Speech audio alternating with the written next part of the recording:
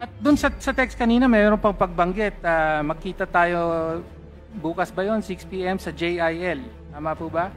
Yes po, Your Honor. Sabi niya po sa akin na kung pwede magkita po kami sa JIL. Meron, I think, at that time, Saan po yung ano po yung JIL at saan po yun? Saan kayo magkikita? sa Bukawi po. Sa Bukawi. Ano yung JIL na yun? Ano yun? Timbahan ba yun? Ano yun? Actually, yung po yung school po nila, tapos School. may residence po yata St. Joel doon. So, just for the record, ang ibig po sabihin ng JIL ay Yes, Lord. Jesus is Lord. So, sa school po yun. I think po, yes po. Achua, please proceed. Thank you, Mr. Chair. Mr. Chair, my question, I would like to address my question to Yusek Cabral. Thank you, ma'am. Ma'am, meron po kasing lumabas na ngayon lang na report na sinasabi po dito, noong 2016 up to 2025, meron daw pong 87.1B na insertion ang Davao City. Pwede po ba pakikumpirma po ninyo to?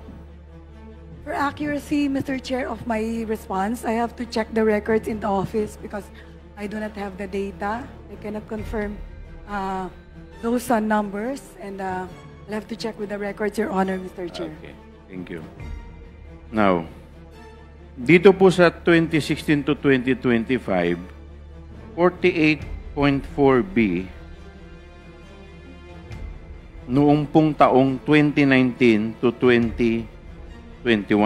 That is 60% of the 81.1B na infra project for that period.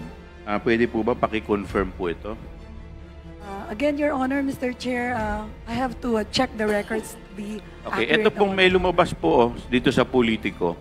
DPWH confirms 51B allocation to Paulo Duterte's district in last 3 years of Rodi's term. Ito po ba totoo? May I know the date? Ayo po ang nakalagay dito na nag-confirm yun. DPWH Undersecretary Maria Catalina Cabral. Kayo po ba to? Your Honor. Yes, Your Honor. Okay, so kino-confirm po ninyo. Again, I have to check, Your Honor, because I'm not accurate. I'm not certain about the number on the published news of Politico, Your Honor. Ayan po, may nakalagay pa po dito na base sa report ng aming programming division, we confirm na yung pong mga amount na nabanggit ninyo noong 2020, 2021, 2022, based po sa National Expenditure Program ng DPWH at yung pong General Appropriation Act o GAA sa distritong ito ay tama po and we confirm those budget. Ano po masasabi niyo dito? Again, Your Honor, I no longer recall, so I have to confirm with the records in the office, Your Honor, Mr. Chair. Okay. And dito po sa 51 billion, based sa record po, at based din dito sa newspaper na, dito po sa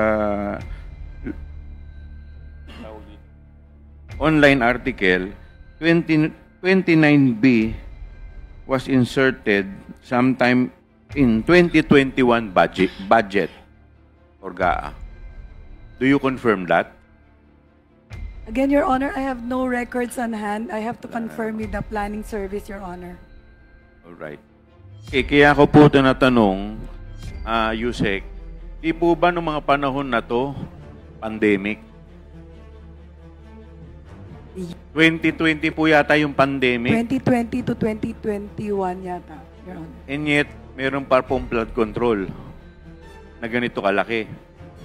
Di po ba noong mga taon na yun, parang umutang pa po tayo, yung bansa natin, kung hindi po ako nagkakamali? We have no knowledge, Para po Your sa Honor. mga medical kit, sa lahat po ng mga, kasi pandemic po nun eh. I have no knowledge of the... Kasi pangungutang po. kung ganito po kalaki to, bakit pa po tayo ng utang? Di sana ito na lang po ay ginamit na lang natin para po sana hindi na po tayo ng utang. Sige, okay. Sandali na po, Chairman Joel. I will confront you with the quote in the news report. Kasi kanina po yung sinasabi na hindi nyo maalala. Ipapaalala ko sa inyo. This is the Politico article. DPWH Undersecretary Maria Catalina Cabral confirmed the report circulating on social media in a television interview. Base sa report ng aming programming division, we confirm na yun pong mga amounts na nabanggit ninyo noong 2020, 2021, 2022. Base po sa National Expenditure Program, NEP, ng DPWH at yun pong General Appropriations Act, GAA, sa distritong ito ay tama po and we confirm those budget. So, naalala niyo na po ba, Undersecretary Cabral? I guess I barely remember, Your Honor. I think there was an interview that time. No, it's just a question of a yes or a no. Do you Yeah. remember it or no? Because it's Yes, Your it's an Honor. actual quote. Okay. Yes, Your Honor. Kung, Yes, what? Yes. Yes, you remember or yes, you don't remember? I don't remember No, I am exactly. confronting you with the actual quote. Ah. So the only question there is, do you remember stating that quote or you do not remember stating that quote? I remember, Your Honor. You remember stating that quote, and if you remember stating that quote, do you confirm the information in that quote? That you confirm those amounts if na that's- nabanggit, excuse me, let me finish, amounts na nabanggit ninyo noong 2020, 2021, 2022. Base po sa NEP ng DPWH at yun pong GAA sa distritong ito. Therefore, the distrito po of Congressman Paulo Duterte ay tama po and we confirm those budget. Yes, Your Honor. All right, thank you. Ms. Manchua, please proceed. Mr. Chair, just one question to Mr. Diskaya, please. No, do you have more questions to Undersecretary Cabral? Mr. Diskaya lang. Thank you for your response, Undersecretary Cabral. Mr. Diskaya a moment ago said that he is willing to submit the documents of the projects that he had from 2016 to 2022. Di ba? Yes, we will require... I would like to make a motion to that. yes Mr. po. Chair. Well, firstly, we will require Mr. Diskaya to submit list of all his projects with a specific line item and the amounts from 2016 to 2022, including all his 9 firms, no? And other related firms. Not only him, Mr. And also, excuse me, also the to finish, DPWH and also the others. from the DPWH. Yes. But I would like to show something here that was written by PCIJ. Paki-ano nga sa about the Diskaya. Nakalagay po dito that Diskaya St. Gerard was Duterte admin's #1 contractor. Yan, nandyan siya, oh. Oh. Let me read, Mr. Diskaya, no? St. Gerard Construction, owned by the influential Diskaya family, emerged as the #1 contractor during the Duterte administration's Build program, according to a September 2018 report by the PCIJ. From July 2016 to December 2017, St. Gerard secured 12.3 billion worth of contracts, despite having been suspended by the Department of Public Works and Highways over the submission of a spurious tax clearance document. PCIJ found that St. Gerard and 9 other firms cornered 68.5 billion pesos or 14% of all DPWH awarded projects during Duterte's first 18 months. Several of these companies were previously blacklisted, suspended, or had owners facing graft cases, yet still managed to secure lucrative contracts. I'd like to ask Mr. Diskaya if he affirmed these findings of PCIJ. Mr. Diskaya, please respond. Your Honor, nirerespeto po namin yung ano po ng PCIJ, yung kanilang pong paglalathala. Iko-confirm pa po namin ang data po namin pero hindi po ganyan kalaki. All right. We will confront the Discayas with the specific number in a due time. Next to interpolate is Congressman Tino. Please proceed. Thank you, Mr. Chair. Mr. Chair, una tanong ko lang po. Si District Engineer Alcantara po ay wala ngayon. Nasaan po siya? Mr. Chair? Sorry, can you repeat the question, please? D. Alcantara? I have questions for... Yes. Ay, okay. Thank you. Mr. Alcantara is here. Siya po yung una. Well, Engineer Alcantara, kanina may mga pinakitang pictures dito. So, siguro may mga follow-up questions lang po ako. No? Well, una po, tungkol doon sa mga pictures nung text exchange or chat exchange sa pagitan ni Senator Joel at ninyo. No? Again, pictures po yon na kinuna ni Engineer Mendoza. Tama po ba? Engineer, tama po ba? Di Alcantara? Yes po. Yes. At sabi niya, inutos mo raw sa kanya, nakunan niya, kaya meron siyang pictures. Tama po? Hindi ko na po ma-recall, Your Honor. Hindi mo ma-recall. Pero galing po sa phone niyo yun. Hindi ko rin, baka po, Your Honor. Sige po. Okay po. Baka po. Hindi, makikita mo naman kung phone mo, hindi. Opo, galing po sa phone niyo. Okay. Engineer JP Mendoza, nandito po kayo? Okay. Yes, sir. Pa-confirm ko lang uli. Ayon sa inyo, hindi raw po maalala ni Engineer Alcantara, pero ayon sa inyo, bakit kayo may picture nun? Nung mga conversations between Senator Joel Dao and Engineer Alcantara? Dahil disappearing message po yun. Pag in-screenshot po, mare-record po kasi na in-screenshot. Hindi pwedeng i-screenshot. So, kailangan kunan. Ganun po ba? Tama po ba? Yes po. Disappearing messages. Okay. At inutos sa inyo na kunan. Tama po ba? Pinapicturan po para after mapicturan, babasahin. Pinapicturan. Okay. Sinong nagpa-picture? Si Boss Henry po. Si Boss Henry. So, una, nililinaw ko lang po yan, Mr. Chair, para malinaw na may consent yung pagkuha sa picture. Para hindi masabi na wiretapping ito or whatever. Ano? Okay, so mukhang ganun po. Okay. Ngayon, paliwanag po ni Engineer Alcantara, sabi nyo, yung context nun ay may CA hearing. Tama po ba?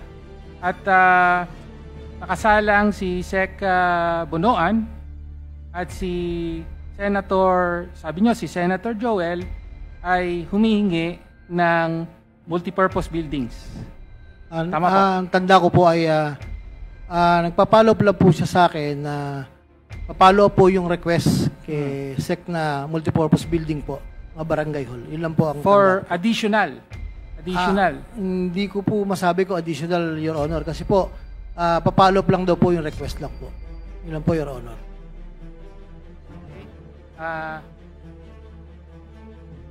Nagre-request po siya ng mga multipurpose building kay Secretary at the time. Yun po yung sinabi nyo kanina.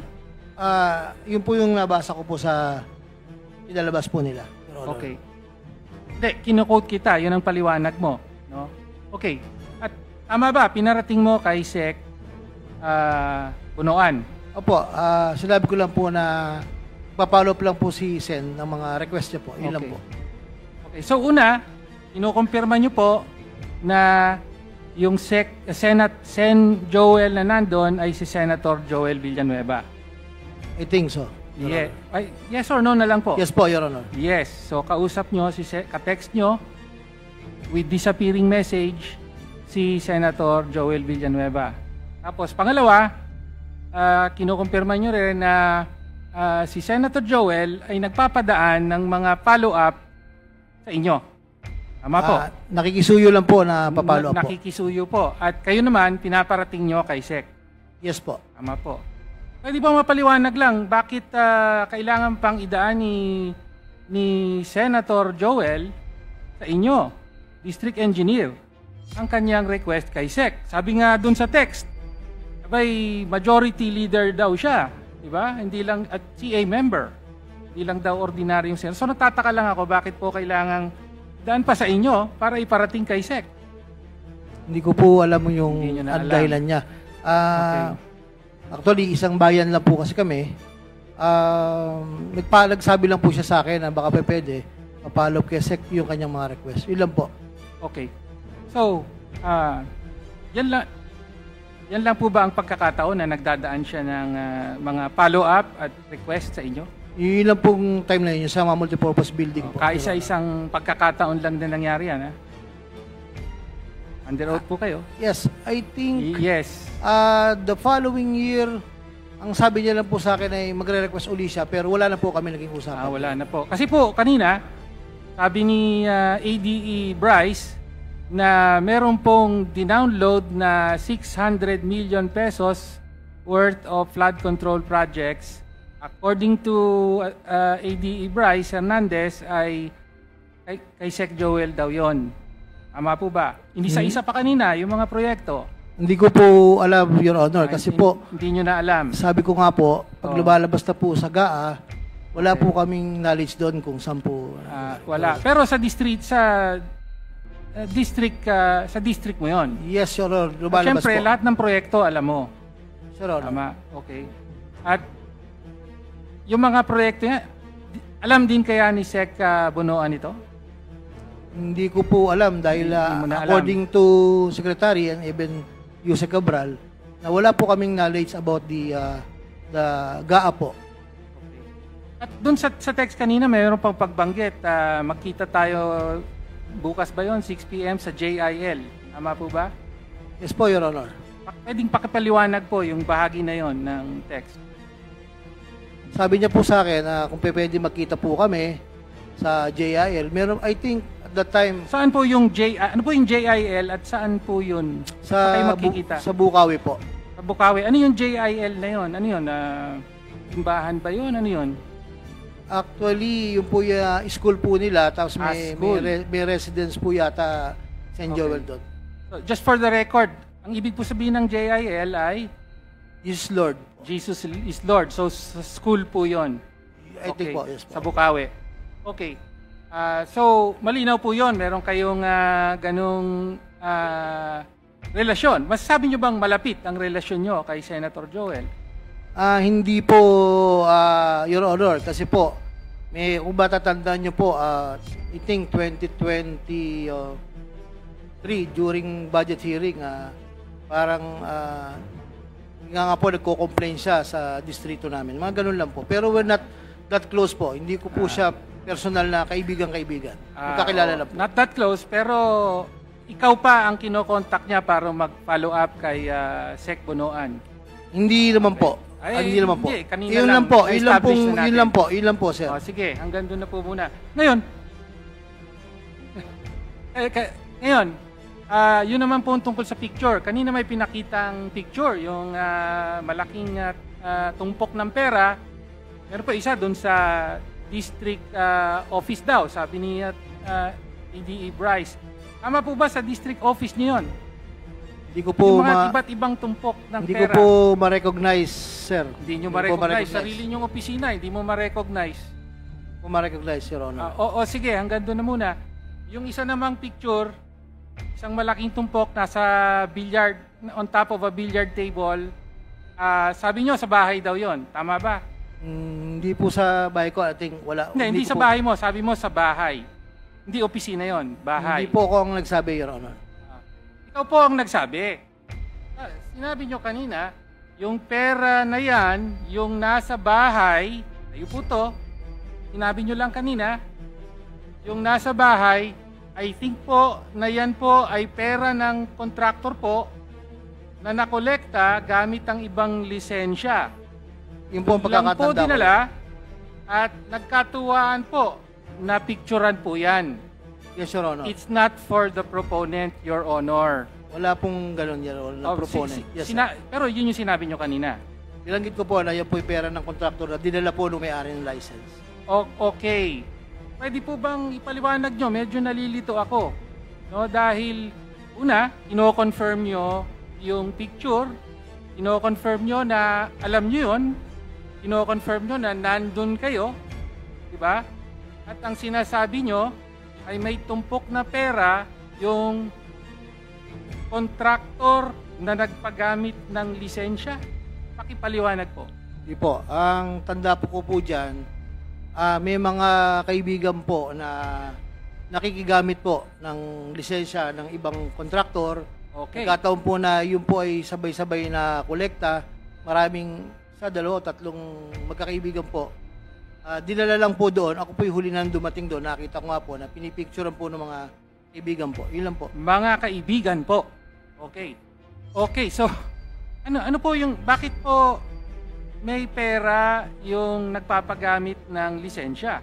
Paki-explain. Hindi ko maintindihan 'yan. Yun po ay halimbawa po natapos na po nung tao yung project po. Yung pong koleksyon ay dadaan po sa may-ari ng lisensya. Okay. Tapos ibibigay niya na po doon sa mismong gumawa po. Okay. So in other words, yung may lisensya, yun ang yun yung nanalo sa bidding. Yes para po. sa proyekto, Opo. sa public works contract. Tama Yes po? po, Your Honor. Ang nanalo sa bidding, kayo nag-award sa kanya. DPWH. Yes po, DPWH. Tama po. Hindi necessarily ikaw mismo. DPWH nag-award dun sa nanalo. Pero yung nanalo, nagpapagamit lang ng lisensya. Tama po.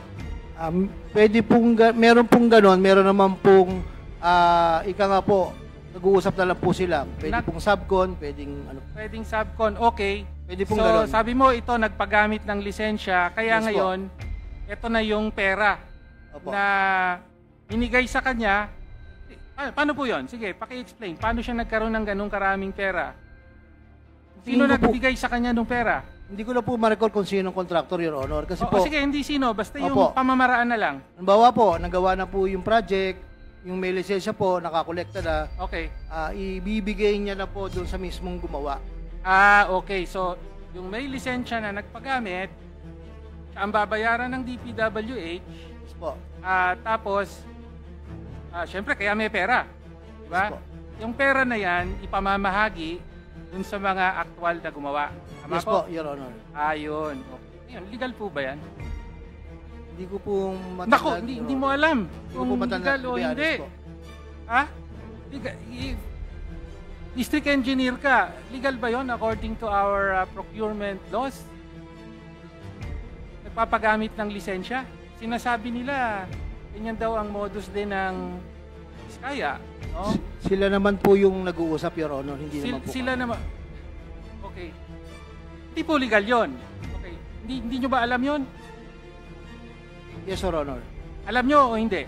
Hindi ko po alam yung usapan nila. Hindi. Alam nyo ba kung legal o hindi yung papagamit ng lisensya ng iba? Alam ko po, illegal. Okay, bakit po nagpapagamit ng lisensya?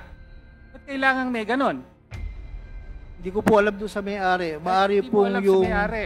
yung sinasabi po, unlike kahapon po ni Miss Sally, thereafter po kung magamit, pero pong royalty tinatawag. Okay, hindi po ba kaya nagpapagamit dahil yung mga aktual na gagawa ay hindi qualified? Tama po ba? Possible po. Possible po. Bakit ikaw po yung taga DPWH parang lumalabas? Mas marami pa akong alam sa iyo eh. Hindi na ako makapaniwala nito Pero ganon. Ngayon, illegal po to. No? Bawal yan. Kasi ibig sabihin, posibleng papahiram ng lisensya. So yung nanalo sa bidding, inawardan nyo ng contract, licensed, qualified. Pero yung gagawa, hindi dumaan sa qualification. Tama po ba? Tingin ko po, Your Honor. Tingin nyo po. Tama. Kaya nga sinasabi nating illegal. Ngayon, ang punto po, nandun kayo, alam nyo kung ano nangyayari, nandyan na ang pera na ipamamahagi, ano po ginawa nyo? Sabi nyo, katuwaan lang, inikturan. Yun po ang pagkakatanda ko. Yun po ang Tapos sabi mo, mga kaibigan mo yun. Sinabi mo kanina, Yes, Your kaibigan mo. Honor. Opo. Okay. Okay. Thank you. Thank you po dun sa mga pagsagot sa mga tanong na yun. Okay. Dahil kaibigan nyo, ibig sabihin, yung pera na yan, bahay. So malamang, bahay yan nung kontraktor na nagpagamit ng lisensya. Tama po. Kaya nasa kanya ang pera. Tama. Tingin ko po, hindi po bahay ng kontraktor na nagpagamit. Hindi po. Bahay nino? Bahay po nung nakigamit po ng lisensya. Tingin ko po. Doon po dinala. Doon dinala. Yes, Honor. Tapos kaibigan nyo yun. Nakilala po. Kilala. O pwede pang pangalanan nyo. Actually po, magkakatanda. Hindi ko po matanda kung sino-sino po, Your Hindi na Honor. matandaan. Okay. Opo. Hindi na matandaan. Kaibigan mo hindi mo matandaan. Marami pong mga nangungontrata po doon na sila po ang nag-uusap, Your Honor.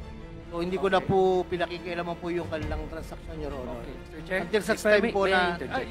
Yes po. Sige Jermaine, po. this is Jermaine. Mr. Chair, may I interject? Just that's germane to the line of questioning of Congressman Tino. If I may Sige po. be allowed. I mean, Chair. Yes.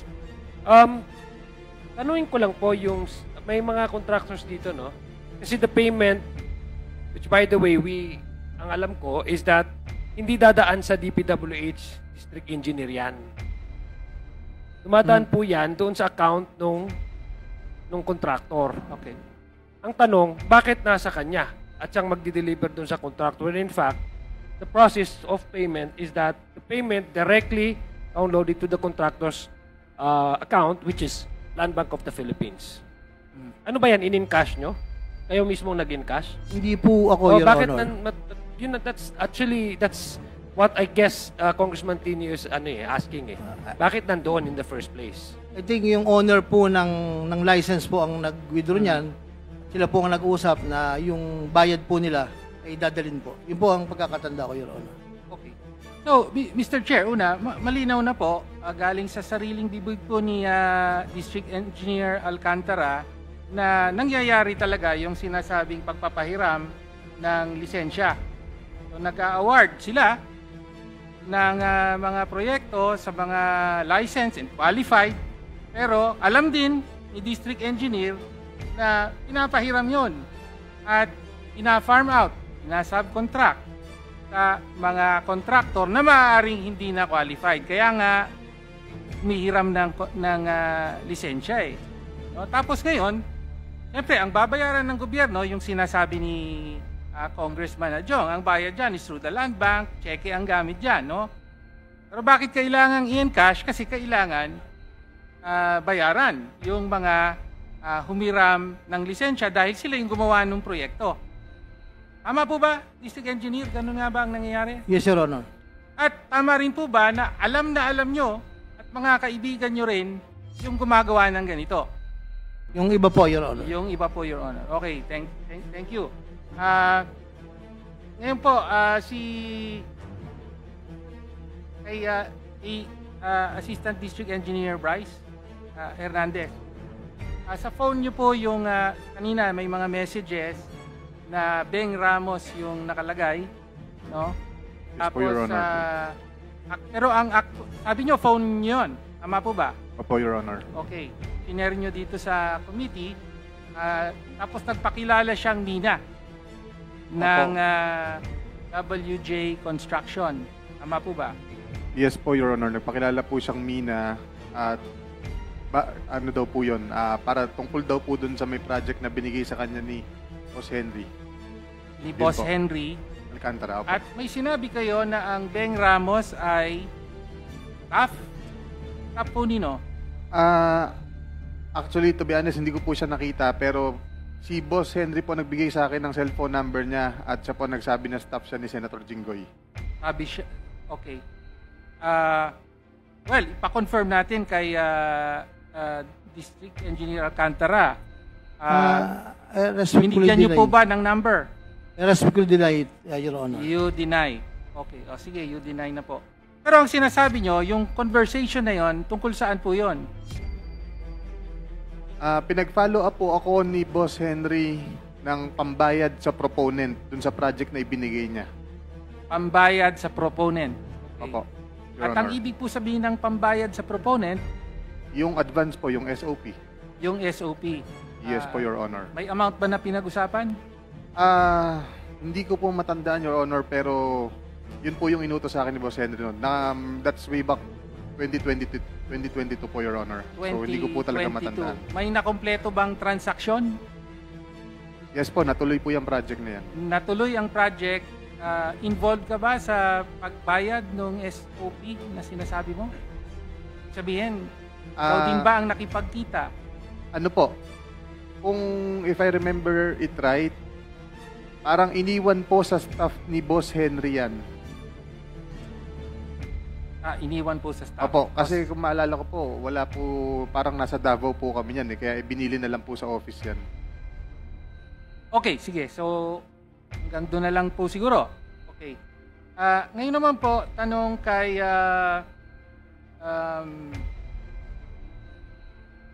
Mr. Diskaya po. No? So, paulit-ulit na tinatanong po ay meron po ba talagang mga dagdag na pangalan sa listahan sa inilista nyo sa inyong affidavit? No? Again, meron po ba? Your Honor, wala po.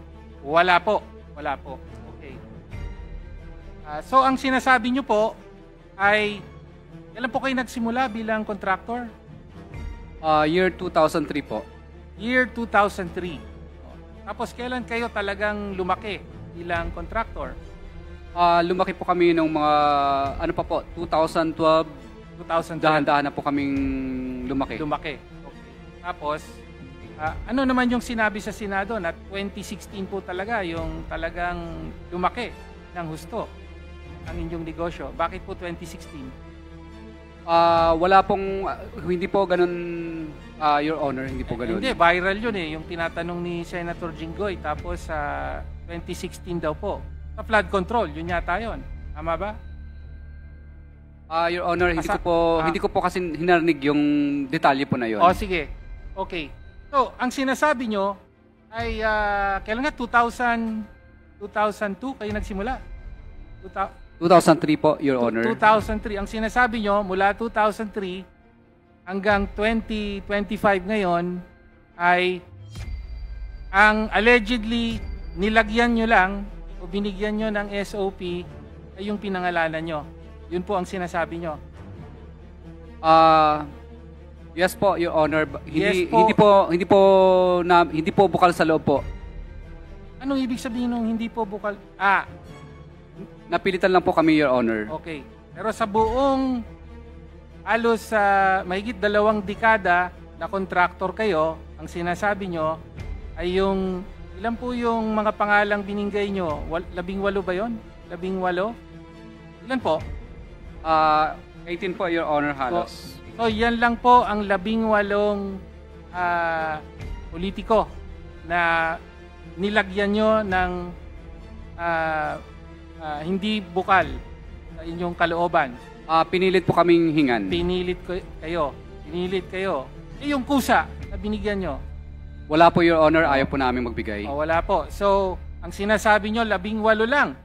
No, sa mahigit 20 years na contractor kayo. Okay. Parang, ewan ko kung maniniwala ang publiko dyan. Pero, pinaninindigan nyo na 18 lang. Yung mga pinangalanan nyo lang. Pero, again, kanina po, balikan natin yung sinabi nyo. Tinatanong kayo ni Congresswoman De Lima, yun po bang mga hindi nyo pinangalanan dito, mga miyembro pa rin ng House of Representatives o miyembro na ng Senado? Yun po ang tanong ni Congresswoman De Lima. Sabi nyo, Your Honor, I invoke po muna my rights. Po. Okay? Then, nung tinanong ka, anong ibig mo sabihin? Ang sagot niyo po, hindi pa po ako sigurado sa mga dokumento ng iba pong pwedeng mabanggit. Sinabi niyo po yon. Your Honor, Sinabi niyo po, may iba pang pwedeng mabanggit, pero hindi pa kayo sigurado sa dokumento. Your Honor, Yun ang sinabi niyo. Your Honor, ilang araw na po kasi akong walang tulog dahil po nilusob po kami ng mga nagrarally. Kaya okay. po, yung isip ko po ay hindi po masyadong malinaw po yung pagkakadinig ko sa tanong po. Hindi malinaw. Pero malinaw na malinaw yung sagot mo eh. May mga iba ka pang pwedeng mabanggit, kaya lang hindi ka lang sigurado sa dokumento. Actually, maganda nga yun dahil gusto mong banggitin yung meron ng dokumento. Tama? Diba? At sabi mo, yung sa binanggit mo, meron ka ng dokumento. Tama po ba? Yung 18 na binanggit mo, sabi mo, merong mga ledger, mga pinapirmahan kayo, or may resibo. Your Honor, nasa affidavit mo yon, tama ba? Your Honor, yung ledger po is hindi po pinirmahan nila. O hindi pinirmahan, pero Copy lang sabi po mo namin. meron kang mga documentary evidence. By the way, Mr. Chair, meron na po ba tayo nung supporting documentary evidence dun sa mga allegations niya? Sabi niya meron daw eh. Wala pa. Wala pa po. We haven't been furnished. Sinabit niyo po ba yan sa Senado? Your Honor, wala pa po. Wala pa po.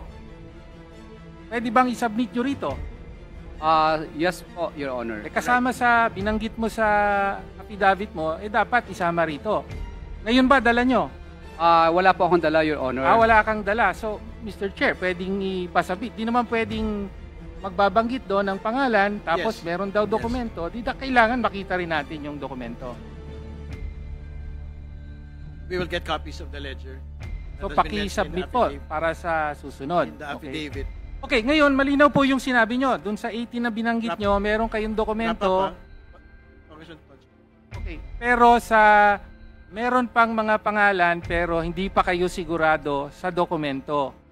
No? Tapos, ang sunod na sinabi nyo, Your Honor, okay po ba na sa executive session ko na lang sasabihin para sa kaligtasan din po ng pamilya ko?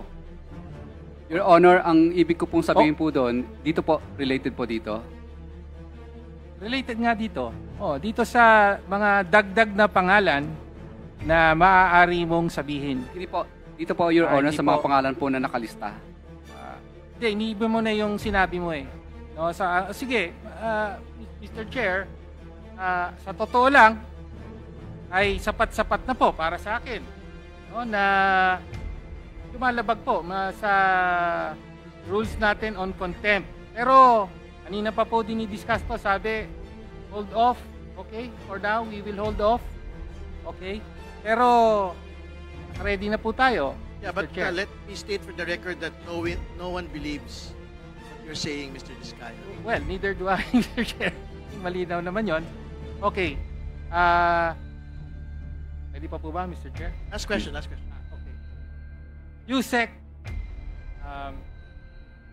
Yusek Cabral. Yusek Cabral po. Okay.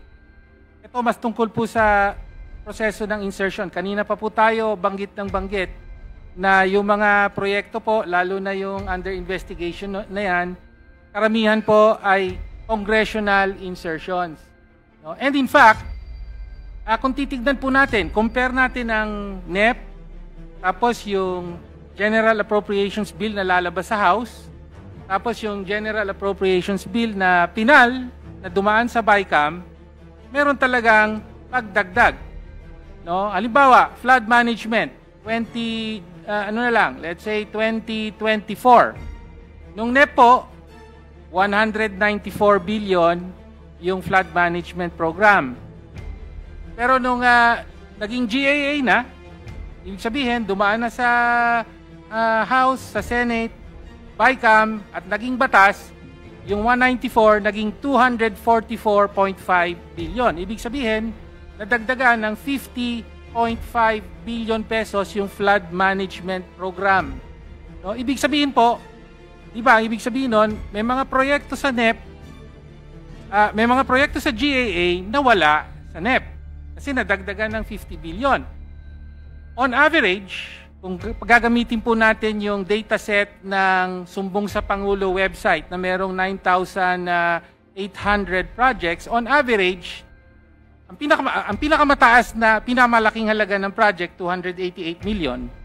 Isang proyekto yon. Pinakamababa, nasa mga a little over 1 million. The average price for a flood control project is 55 million. Okay. So, kung may nadagdag po na 50 billion pesos, nadagdag na flood control project, ibig sabihin, from NEP to GAA, may nadagdag na around 1,000 new projects na wala sa dati. Okay, ngayon, ang tanong ko lang po, sinasabi nyo, hindi nyo alam. Hindi alam ng DPWH yan. Kongreso lang ang nagpasok dyan, wala kaming alam dyan. Okay. Pero hindi po ba, pero yung mga insertions na ito, na-implement nyo pa rin. Tama po ba? Paglabas po ng General Appropriations Act, yan po ay binababa sa amin ng Department of Budget and Management. Pag binababa po, meron na po bang Program of Works? Hindi ko po namin alam dahil ibababa po namin yan sa Implementing Office. Yun po ang proseso. Okay. Meaning, from pagkalabas ng GAA at nilabas ng DBM yung GAAW or GAAs as Allotment Order or SARO, yan po ay mandato naming i-download sa Implementing Office for implementation.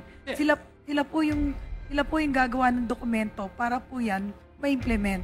Among others po, plano, program. Ang tanong ko lang po ay yung mga insertions po in case of 2024, probably around 1,000 new projects. Yung mga in-insert po ba yun? Opo. Meron na pong program of works yan? Sa amin po, yung new projects po, yan po yung wala kaming vetting sa NEP. Sino po ang gumagawa ng program of works? Implementing Office po yan. So, sa inyo rin ang galing yung mga program of works ng 1,000 dinagdag o in-insert na proyektong ito? Gagawin po ng District Engineering Office yan o Regional Office kung saan po bumagsak yung fund o saan po na-download. Okay. Sila pong gagawa ng lahat ng dokumento. Kasama na po yung sila po magsa-survey, program of work magsa-survey, sila po yung gagawa ng plano, sila po yung gagawa ng ABC, procurement documents, at kung mabibid po, award po, kontrata, etc. May delegated authority po. Okay. Delegated so, ang authority sinasabi po, nyo, kung para paniwalaan ko kayo, ang sinasabi nyo, in-insert lang yan, no, December or November, tapos wala kayong alam dyan. So, Enero, lalabas ang GAA, nakikita nyo yung insertion, sinasabi nyo lahat ng sinabi nyo, yung survey, yung detailed engineering work, etc., etc., doon pa lang gagawin. sa pagkakalam ko, tama po. Kasi hindi sa po, pagkakaalam wala kaming visibility eh. Wala kayong visibility. Opo, so, no? O baka naman yung mga ini-insert, meron na ring program of works, ginawa nyo na rin. Not to my sa knowledge, baba, Your Honor. not to your knowledge. Okay, so again, hindi po tayo convinced sa ganitong mga paliwanag. Okay, with that, Mr. Chair, hanggang dito na lang po muna. Alright, thank you, Congressman Tino. Congressman Garin is recognized. Congresswoman Garin is recognized. Thank you, Mr. Chair. At Mr. Chair, dahil si Undersecretary Cathy Cabral naman ang nakasalang, allow me to follow the course of the interpellation of my colleagues earlier. Narinig ko po kanina kay Congressman Joel Chua. Na-mention niyo po ba, Congressman, Mr. Chair, na parang 2020 at 2021 ay bilyon-bilyon ang ginastos sa flood control? Tama po ba? And just now, Yusek Cabral, tinitingnan ko po dun sa aking files at na-archive ko po, talaga pong meron kayong interview. Do you confirm that? If there is an interview, yes, I confirm that, Your Honor. So 2020 at 2021, bilyon-bilyon ang ginastos natin sa flood control. Correct po. Nung nakaraang hearing po kasi, nagtanong ako dun sa parang binisita ni Pangulo na proyekto, yung parang mga bato-bato ba yun? Nakalimutan ko yung anong pangalan nun. Did the Department of Public Works and Highways submit a report on that, Mr. Chair? I think that is rock netting. Meron na po bang mga dokumentong binigay? I don't think any document has been submitted. Okay, Mr. Chair. Matanong ko na lang po si Yusek Cabral dahil siya naman yung nandiyan na nakasala ngayon. Noong pong panahon na ito, 2020, 2021, 2022, pandemic and immediately post-pandemic, gumastos din po ba tayo ng bilyon-bilyon sa rock netting?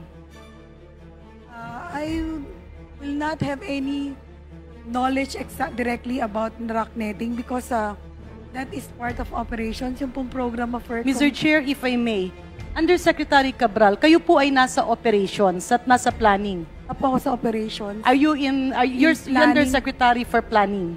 Planning and PPP po. You're also Undersecretary for IT? 2 weeks pa lang po. Okay. Bilang Undersecretary ng Planning, dun po ba nakasaad yung mga lista? Di po ba sa budget natin naka-line item? Ibig sabihin, bawat proyekto ay talagang nakasulat yan isa-isa. Tama po ba, Mr. Chair? Undersecretary Cabral? Naka-line item po, Your Honor. Ibig sabihin, yan po ay parte ng trabaho ng opisina mo at direkta mong nakikita itong mga nakasulat doon. Yes, Your Honor. Pero wala akong nakikitang eksaktong rock netting dun sa General Appropriations Ano Act. po ang DPWH terminology on that? Flood mitigation structure. And marami po kasing klase yung flood So mitigation parang medyo structure. kasama rin siya, kamag-anak siya ng flood control. Opo, revetment, sabi, die. Pasensya na, Mr. Chair, ha? I don't, sana hindi ma-offend si Yusek Cabral. Medyo malapit po kasi kayo kay Sir Carly Diskaya. I believe as a doctor, hindi po nakakahawa ang selective amnesia. With that, Mr. Chair, may I proceed? Ulitin ko lang po, sa inyo pong naalala, kasi binisita ng Pangulo, may pondo po ba na ginastos dito or wala?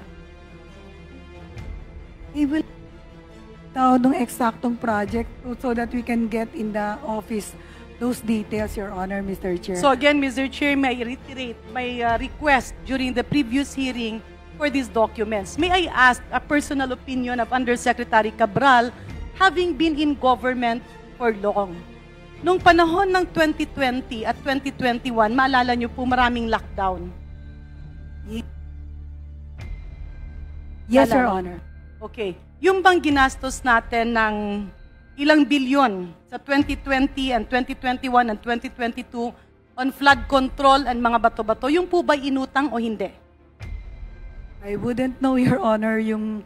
Pero sa personal mong pananaw, bilang isang Pilipina at bilang isang kawani at opisyal ng gobyerno, sa pananaw mo ba, if you were given a choice, at sa pagkakaalam ng buong Pilipinas, na bilyon-bilyon at hindi ko alam kung umabot ng trilyon ang inutang natin ng pandemya para sa bakuna, supplies, sweldo ng ating mga kawani sa kalusugan, and even up to now, we are still paying the allowances and salaries of healthcare workers, so much so na yung pondo ng PhilHealth ay kinuha at pinambayad na sweldo ng ilang mga taon pa nung nakaraang pandemya. So my question, Mr. Chair, sa personal niyo pong pananaw, if you were the decision maker, Yusek Cathy Cabral, sa pananaw mo ba, mas maiging ginastos ito sa pandemya at hindi na tayo nangutang kesa na nangutang pa tayo para sa kalusugan, pero yung pondo ng gobyerno na bilyon-bilyon ay ginastos sa flood control? You asked for my personal opinion, Yes, and Madam. I would say yes. Maraming salamat po. And let me go back, Mr. Chair, kasi kanina nga, nagkaroon ng maraming katanungan kay Mr.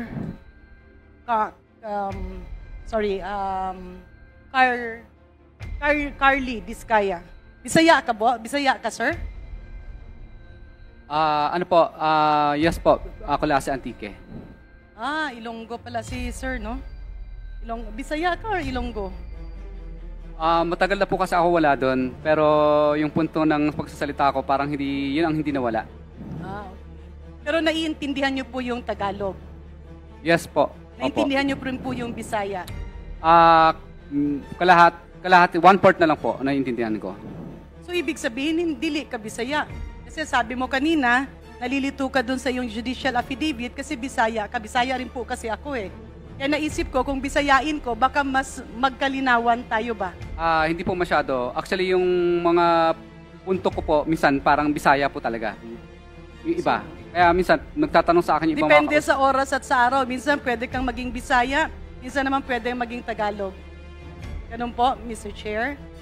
Mr. Diskaya, tama po ba? Parang depende po sa panahon. Minsan parang Bisaya ka, pero minsan naman parang Tagalog ka. Ano po, mix po talaga. Kasi kadalasan po, yung alam ko pa rin po yung ibang salitang mga Bisaya. Kasi kung hindi mo masyadong matumbok yung iyong affidavit, and if we can speak in the Visayan dialect or language, we can go down to that to make you more comfortable. Kaya lang, Mr. Chair, sa pakikipag-usap ko ngayon kay Mr. Diskaya, tila hindi siya Bisaya. Mas naiintindihan niya na nagtatagalog tayo. Opo, Your Honor. So ano po ang ating gagawing salita? Tagalog or Bisaya, sir? Tagalog na lang po. Thank you very much, Mr. Chair, for that. In other words, medyo naintindihan niya po yung nakalagay dito sa judicial affidavit. Again, Mr. Chair, kanina po ang sabi ni ating distinguished resource person, yung sinumpang salaysay na binigay niya sa Senado ay ipinapasa niya rin dito sa Kongreso. May I request Mr. Diskaya to submit an official copy to the Secretariat of the Infra Committee. Yes, Your Honor. 5 days po. Yes, but again, to be very clear, that particular judicial affidavit doesn't stand because it is notarized by a person with an expired PTR. So I think you have to notarize it again. I submit, Mr. Chair, but can I be allowed to go into some points in his affidavit? Yes, please. Sir,